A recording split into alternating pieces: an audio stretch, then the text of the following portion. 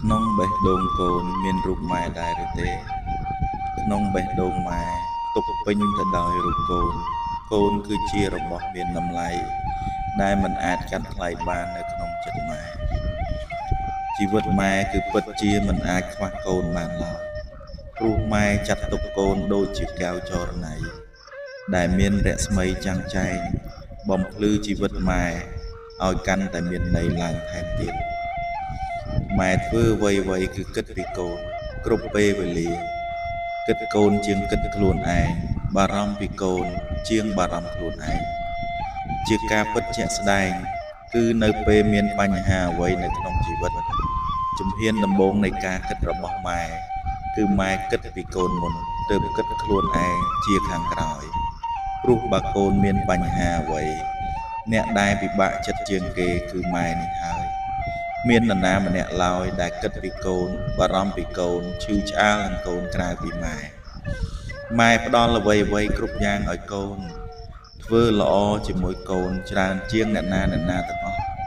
តែកូនបែរជាមើលឃើញអ្នកដទៃដែលគេធ្វើល្អដាក់កូនតែបន្តិចសំខាន់ជាងម៉ែខ្លួនឯងទៅវិញ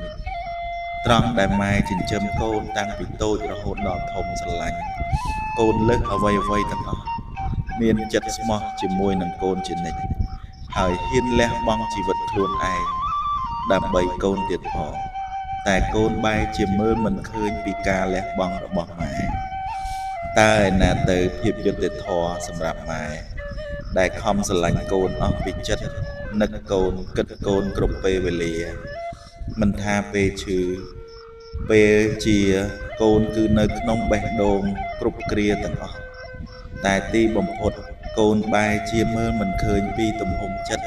ដ៏ស្មោះស្ម័គ្រភក្តីរបស់ម៉ែចង់ប្រាប់កូនថានៅក្នុងបេះដូងម៉ែគឺមានរូបកូនជានិច្ច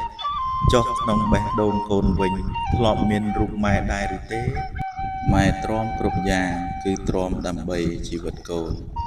ទ្រាំដើម្បីអនាគតកូនទោះបីកូនមើលមិនឃើញពីទំហំចិត្តរបស់ម៉ែ